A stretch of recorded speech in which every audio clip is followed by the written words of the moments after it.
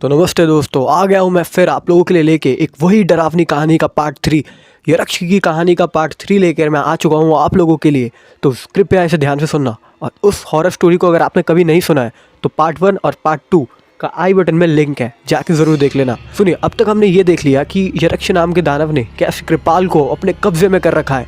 जी, अब कृपाल उसके वश में है। अब वो गायब हो चुका है गाँव से। गाँव के लोग भी ये मानते हैं कि शायद से कृपाल अब वापस नहीं आएगा। लेकिन अब ये पार्ट 3 में हम जानेंगे कि कैसे उसके भाई ने उसको कैसे बचाया। उसके भाई ने ऐसी क्या चीज़ करी यक्ष के कब्जे से बच गया। उसने ऐसा क्या किया कि वो यक्ष के कब्जे से बच गया। सुनिए, कृपाल के भाई का नाम था नकुल। नकुल ना तो कोई ज़्यादा आस्था में मानता था, ना तो कोई ज़्यादा पढ़ा लिखा था, ना तो कुछ था। लेकिन जब उसने लोगों से ये बात सुनी कि जब कृपाल ऐसा महारथी, कृपाल जैसा महाभक्त अगर गायब हो सकता है तो वो बाकी सारे अमान्य लोग क्या करेंगे, तो फिर उसके मन में ठान ली कि अब वो कृपाल के नाम के लिए कृपाल को बचा के लाएगा। और बाकी जितने भी गाँववासी गायब हुए थे उन सबको वो बचा के लाएगा। इसलिए नकुल ने यक्ष के बारे में और जानकारी इकट्ठा करने लगा। सुनो, फिर वो धीरे धीरे और जगह गया। 5-6 दिन घूमने के बाद एक ऐसे पंडित से मिला वो जिसको यक्ष के बारे में बहुत कुछ पता था। उन्होंने बताया कि यक्ष पहले से ही बुरा नहीं था। यक्ष पहले एक कारोबारी था। यक्ष पहले एक सौदागर था जो क्या कहते हैं, एक माल को दूसरी जगह भिजवाता था। किसी चीज़ की वजह से या किसी शराब की वजह से वो यक्ष में तब्दील हो गया है। अब उसे बदलना बहुत मुश्किल है। अब उसका खात्मा ही करना सरल है, बाकी सब कुछ मुश्किल। उस पंडित जी ने उसे बहुत कुछ बताया कि यक्ष को कैसे मार सकते हैं, यक्ष के लिए क्या करना सही है और यक्ष को बचाया कैसे जा सकता है। तो नकुल ने बिल्कुल वैसा किया। अब आई बात फिर पूर्णमासी की रात वो सुनसान रोड पर अकेले खड़ा हो गया।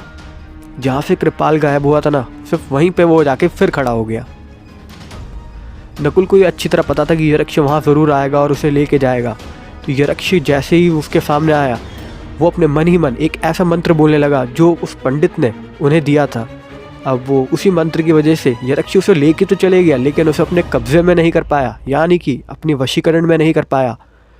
फिर जब वो वहाँ पहुँचा तो उसने देखा कि कृपाल, उसका भाई और बाकी सारे गाँववासी जितने भी गायब हुए थे वो सब वहीं पे अजीबो हरकत कर रहे हैं। तो नकुल ने पंडित के दिए हुए मंत्रों से सभी लोगों को फिर से वशीकरण से दूर कर दिया। अब बाकी सब लोग होश में आ चुके थे। कई लोग उधम मचाने लगे, कई लोग भागने लगे, लेकिन सबको समझाने के बाद नकुल ने तय किया कि अब वो यक्ष को ख़त्म करके ही रहेगा। यक्ष और कृपाल दोनों साथ मिल गए। भाई भाई मिलने पे बहुत अच्छा लगा, लेकिन अब आगे की कहानी और रोमांचक है। सुनिए ज़रा ध्यान से। अगली रात जब हुई तो यक्ष फिर आया अपने सैनिकों को ढूंढने के लिए, लेकिन कोई भी सैनिक उसके साथ नहीं था, क्योंकि सबको तो नकुल ने पहले ही आज़ाद करा दिया। जैसे यक्ष आया, यक्ष अपने अस्त्र को लेके आया। यक्ष का खात्मा तभी हो सकता था जब कोई उसी के अस्त्र से उसको मारे। तो जैसे ही यक्ष आया, उसने चारों ओर तबाही मचानी शुरू कर दी। सभी लोग भागने लगे। कृपाल और नकुल उस पर पूरी तरीके से हावी होने की कोशिश करते थे, लेकिन फिर भी यक्ष तो एक शैतान था ना। यक्ष ने उन्हें बहुत बुरा हालत करके, बहुत मार पीट के एकदम हालात उसके बेकार कर दिए। बहुत दर्द पहुंचाया उसने। कृपाल और नकुल अब बिल्कुल हार ही गए थे कि उन्होंने क्या देखा कि भीड़ में से एक आदमी निकल के आ रहा है, तेजस्वी, एक ऐसा आदमी जो शायद से गांव में नहीं था। एक चरित्रवान, एक महान व्यक्ति जैसा दिखाई दे रहा था। यक्ष के पीछे मुड़ते ही उस महाव्यक्ति ने उसे पकड़ा और उसका अस्त्र छीन उसी के पीठ पे मार दिया, और इससे यक्ष की कहानी ख़त्म हो गई। लेकिन था कौन वो व्यक्ति? वो व्यक्ति कौन था? तब पूरी गहन चिंतन के बाद उन्होंने ध्यान लगाया तो कृपाल को ये पता चला कि वो और कोई नहीं, वो बजरंग बली थे। वो हनुमान जी थे जिन्होंने उस यक्ष को मारने में उनकी मदद करी। कृपाल एक ऐसा परम भक्त जिन्होंने उन महाबलशाली बजरंग बली को भी पहचान लिया। फिर अंत में मैं कहूँ, जो भगवान की भक्ति में लीन होते हैं, उनका कोई राक्षस हो या दानव हो, कोई बुरा नहीं पहुंचा सकता। वैसा ही हुआ कृपाल और नकुल के साथ, जिन्होंने सभी लोगों को आज़ाद कर गांव में डर को ख़त्म कर दिया। अब सब शांति और सुखमय था।